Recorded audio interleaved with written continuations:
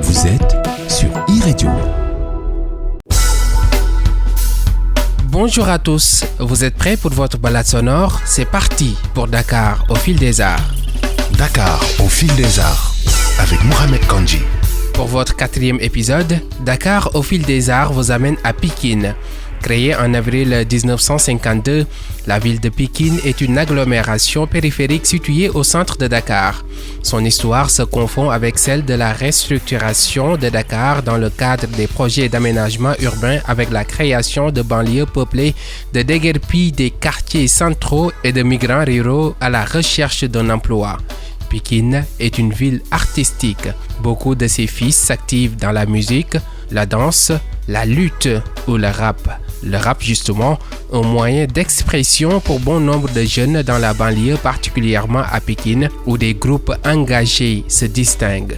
C'est également une discipline qui a donné naissance à des structures dont le but est de faciliter la réinsertion professionnelle des banlieusards, notamment dans le domaine du graphisme ou de l'audiovisuel. Hip-hop, un art expressif salvateur à Pikine, un documentaire co-signé Mamadou Diallo et Bouri Diakhaté. Cette musique, c'est tout ce que j'ai.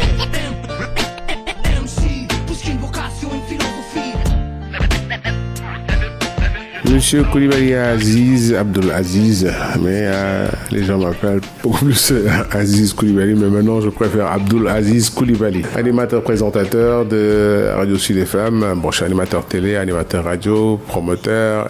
Le rap galsen est né à travers d'abord la télé, avec Génération 80, ensuite la radio, et c'est après que les artistes commençaient à s'affirmer comme DJ Awadi, De Giti, Roman, Father Freddy, Nongodi, El Hadjman et tout cela.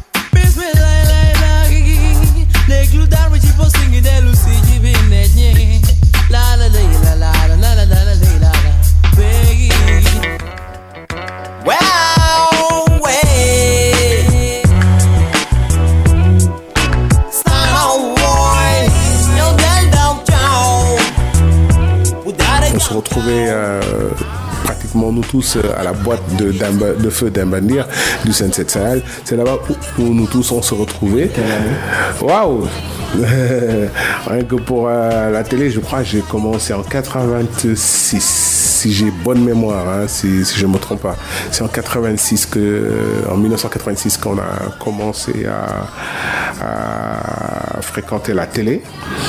Je crois que c'est entre 87 et 88 qu'on a commencé à faire des spectacles au niveau du Sunset Sahel avec les Feu Yujan, Gibson, Sarr et tout cela. Et nous aussi, pour mieux développer le hip-hop, ça veut dire DJ Awadi, De Giti et moi, nous avons fondé le Positive Black Soul. Je crois que c'est MC Lida qui avait sorti un album, après il y avait le Positive Black Soul, ou Positive Black Soul après MC Lida. Après MC Lida a fait un featuring avec le Positive Black Soul. Donc, bon, mais malheureusement, Mbacké Dioum a pu juste sortir un seul titre, un single, qui s'appelait Samaya Nang Mabal. Donc, et après cela, il y avait le Daradi, Pifwas et tout cela. Quoi. C'est là-bas où d'autres groupes sont nés et tout cela.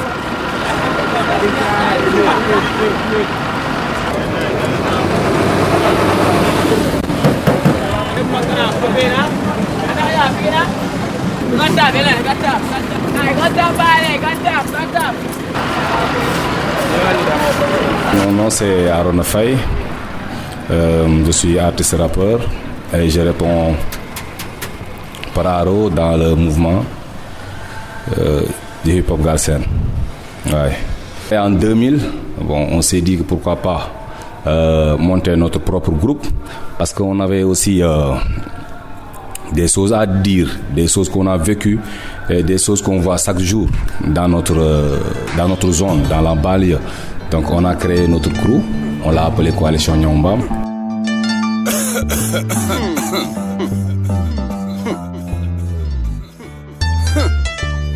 Yagi sama kono, zero no fly, geju chono. Welcome to my side, sigi sa bopu te masa chono. Rap de ribi du rap la ha, giro life, nous represent. Et on a commencé à représenter. Quel était votre projet en entrant dans le rap? On a vu que le rap, c'est pour représenter.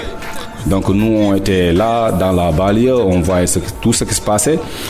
Les autres crews, ils te parlaient de pauvreté, ils te parlaient de mendicité, ils te parlaient de violence. Donc, et que ça, c'était notre quotidien. Donc c'était notre domaine parce que on habite Pikine, quand tu habites aussi Thiaroye, donc c'était les agressions, la violence partout, mendicité, la pauvreté. Donc on s'est dit pourquoi pas représenter tout ce monde quoi. Ça après ça a été que plus que du rap parce que il y avait l'engagement, il y avait un combat. Donc c'était notre vie et on voulait un changement par rapport à notre vie et par rapport à nos proches aussi. Yeah, yeah, yeah. Yeah. Alright,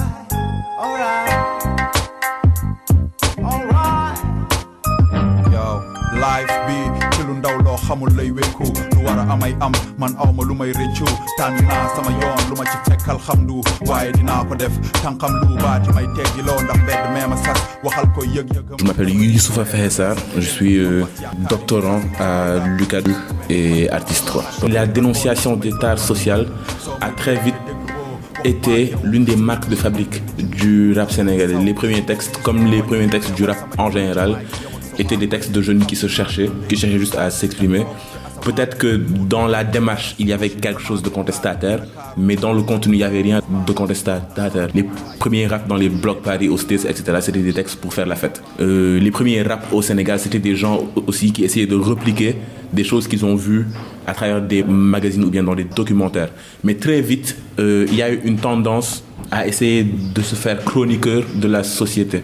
On est arrivé à un stade où les gens ont décrété qu'un artiste devait être un enseignant, ou bien devait être quelqu'un qui conseille les gens, ou bien devrait être quelqu'un qui essaye de faire évoluer la société. Et non plus juste quelqu'un qui s'exprime, tout simplement. Donc de 98, on va dire, au début des années 2000, jusqu'en 2012 même, il y a eu comme une injonction de la part du public hip-hop et des gens qui font le hip-hop ici, envers les rappeurs, une injonction à l'engagement. On était même arrivé à un stade où quand on rappe et qu'on ne parle pas des problèmes de la société, on n'était pas considéré comme un rappeur.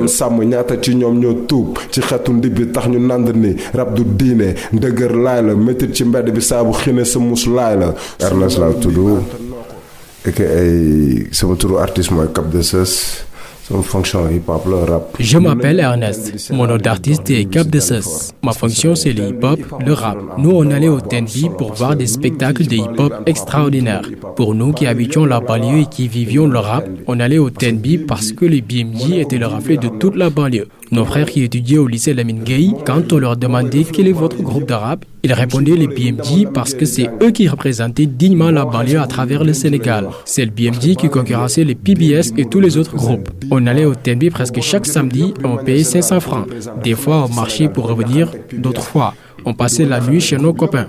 On y vivait du vrai hip-hop. On se disait que c'était la voie à suivre. TNB n'était pas une boîte extraordinaire, mais le groupe quittait Dakar pour y prester même les PBS. Le TNB renforçait sa légitimité de vrai MC. Si tu viens te produire sans insulte et sans qu'on te frappe, ton examen est réussi. Le cafétéria a pris le relais du TNB. Là-bas, à une période, tout ce qui sortait un album venait se produire au cafétéria. Des invitations étaient refusées parce que tu pouvais être bastonné pour une mauvaise qualité de rap. C'est la qualité de rappeur qui te sécurisait sans distinction du quartier d'où tu viens. Tu pouvais même habiter les Almadies.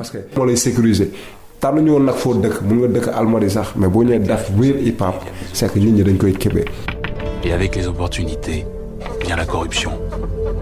C'était comme la peste. On était tous contaminés. Canaro, welcome to Death Ghetto. Crazy cool. As you know, corruption is a fact.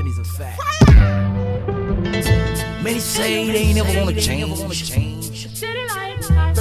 Foolishness. We gonna make a change. A change gonna come. Yo. la ajoowul duma liggéeyal kenn muy tedd te duma nekk da ngeen ni nelaw seen nguur du fay bokk na ci li may wàññi. xool hip hop Sénégal de 88 à 98. Le hip-hop sénégalais de 88 à 98, on chantait que les mendiants, l'amour, les rappeurs ne faisaient que chanter. C'est l'arrivée de Rapadio en 98 qui a tout changé. Après, il y a BMG qui a sorti son premier album. Il y a aussi d'autres groupes de la banlieue comme Raktak Squad et ça a donné une autre tournure. Après, ba 2000 ay Raktak Squad groupe underground yi aussi di bëri muy jël beneen tournure.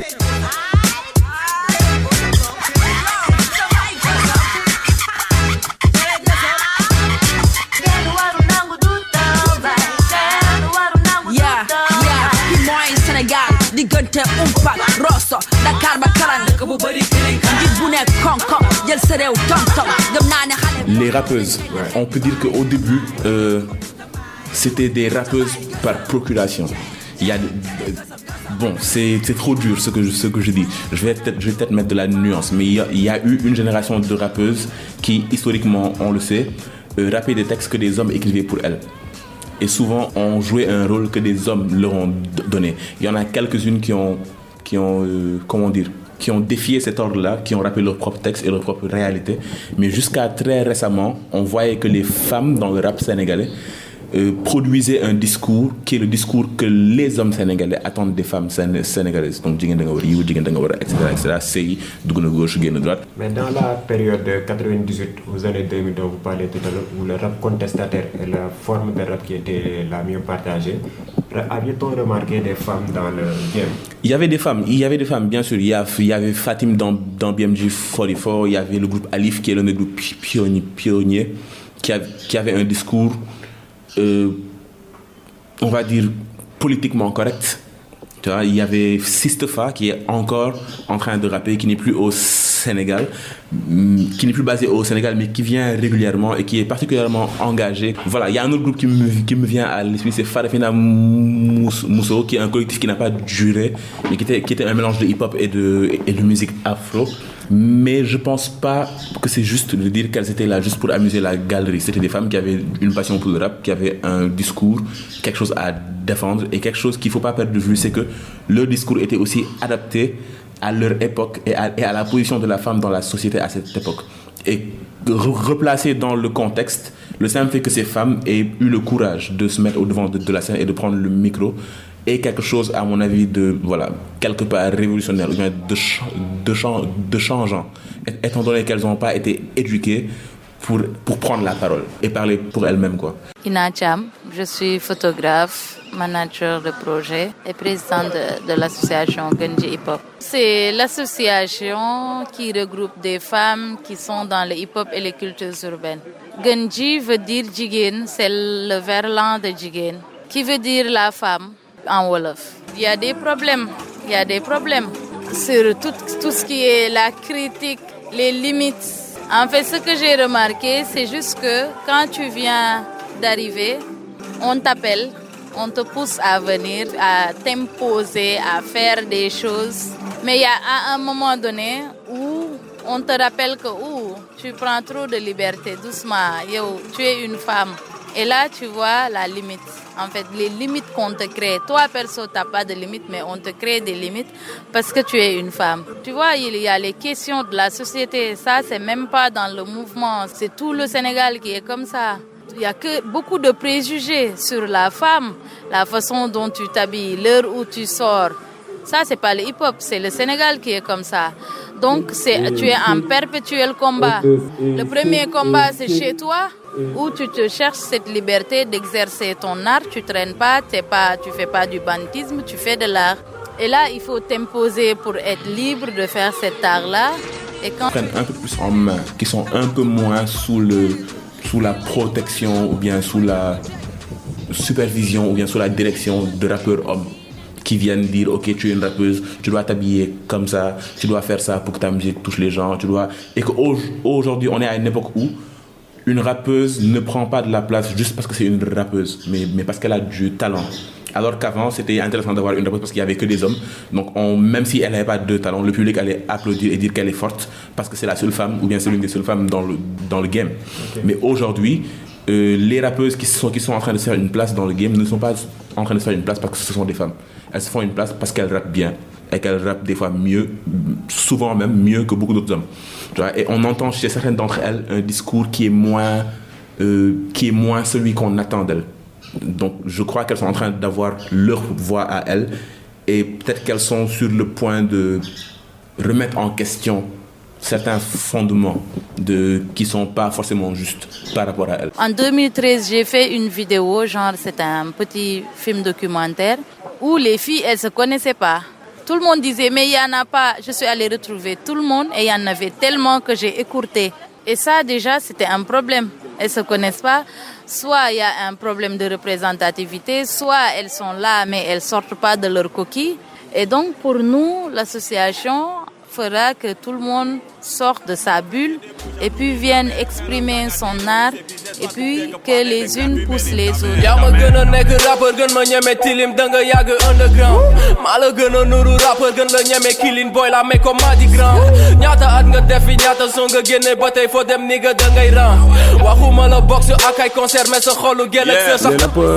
dénonçaient, ils représentaient la banlieue, ils portaient la voix des sans-voix. Il véhiculait des messages qui conscientisaient les jeunes, des messages qui nous incitaient à plus croire en nous-mêmes, des messages qui nous incitaient à ne jamais marcher la tête baissée, à toujours garder la tête haute.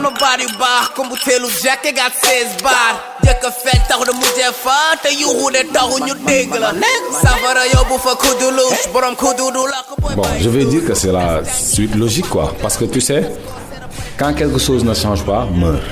C'est forcément. Donc c'est à un moment on en a assez d'entendre les mêmes sonneries, les mêmes. Donc il faut que ça bouge.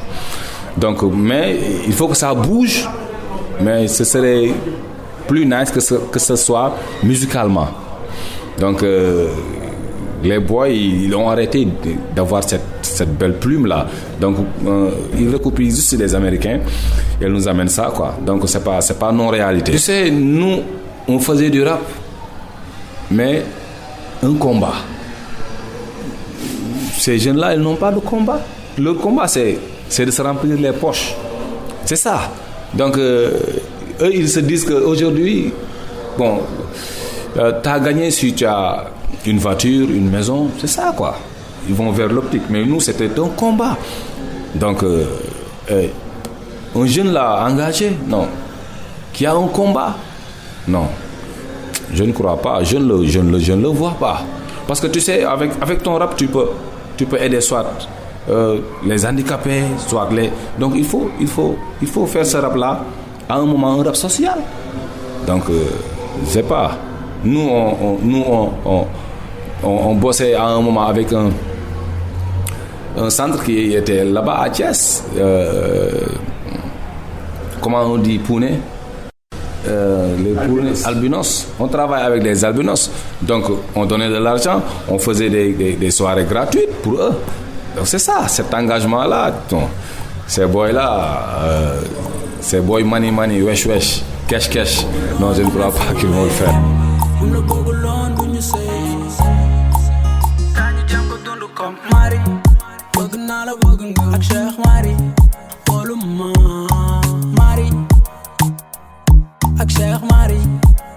Nous,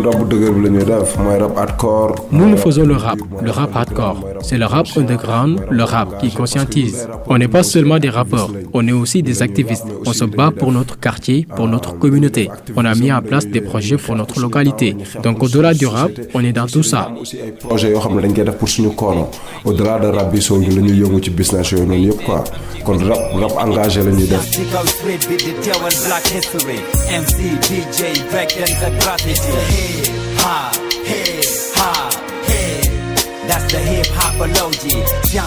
Hip hop bi yàgg na contribuer ci Sénégal Le hip-hop a beaucoup fait pour le Sénégal. La première alternance, c'est le rap avec les Pifras et d'autres groupes. Les rappeurs sensibilisaient les gens à travers leurs albums pour qu'ils comprennent les enjeux. Si vous prenez Africulture urbaine, combien de jeunes sont sortis de la prison et y ont bénéficié d'une formation professionnelle? J-Hop fait la même chose. Tout ça, c'est important.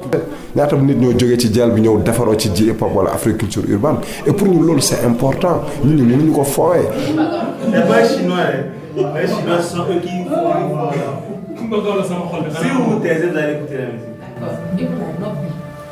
musique. Là où vous êtes, est-ce que vous pouvez juste fermer vos yeux? Fermez vos yeux.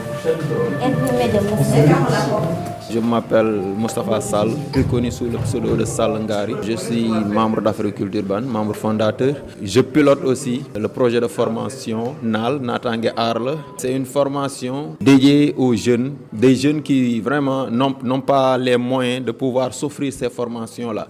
À la base, c'est une formation technique. 285 heures sont destinées à la partie technique, mais il y a une partie entrepreneuriale avec la rédaction de projet, l'idée de projet, rédaction de projet, donc faire des enquêtes. Il y a la partie marketing, la partie communication, les plans d'affaires, etc. Donc il y a une partie entrepreneuriale, le management aussi qui est dedans. À chaque fois qu'on lance l'appel à inscription, plus de 100 personnes qui vraiment veulent faire le graphisme.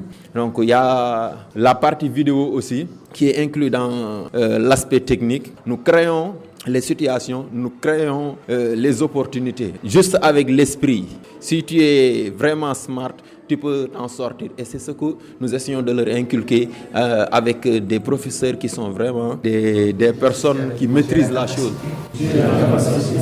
De faire tout ce que j'ai envie de faire, tous les rêves que j'ai.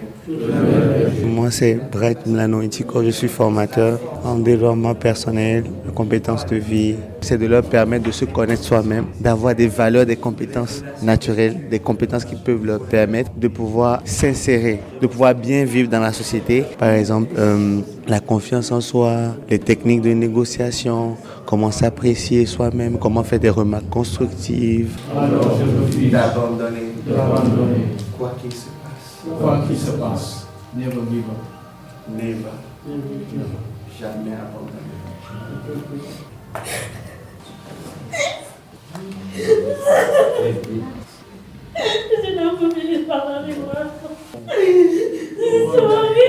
L'objectif visé n'était pas de faire pleurer. Ok, il faut commencer par là. Mais il y a des choses, lorsqu'on parle d'elle, ça crée de l'émotion. Par exemple, une personne en qui on n'a jamais cru. Une personne qui ne pense pas qu'elle peut faire quelque chose de sa vie.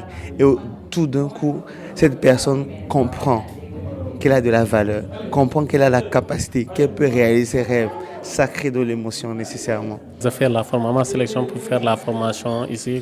Ce cours nous a motivés vraiment dans la vie, surtout dans l'entrepreneuriat. Je suis là pour faire formation en graffiti, graphisme, la photo et vidéo aussi. Mais cette cours m'a vraiment renforcé. D'abord, premièrement, j'étais peur en moi de m'exprimer, de parler. Mais aujourd'hui, je peux dire que j'ai une force en moi que je ne peux pas même expliquer. C'est le hip-hop qui m'a donné la formation, le matériel et la plateforme. Parce que tu peux être formé et ne pas exercer cette formation dehors. Donc j'étais formée, j'avais le matériel. En ce moment, tu vois, en 2012, je travaille avec un 7D. Quand même, c'est pas donné à tout le monde. Et c'est avec ça que j'ai travaillé. Donc, et j'avais la plateforme pour tout le temps être dehors. Être sur la danse, le graffiti, les conférences, les résidences, les concerts. Et tout ça, c'est des ambiances, c'est des éclairages différents. Et donc, c'est l'exercice idéal où je maîtrise mon appareil, je maîtrise la lumière, les mouvements, tout ça. C'est le hip-hop qui a tout fait. Cette musique, c'est tout ce que j'ai.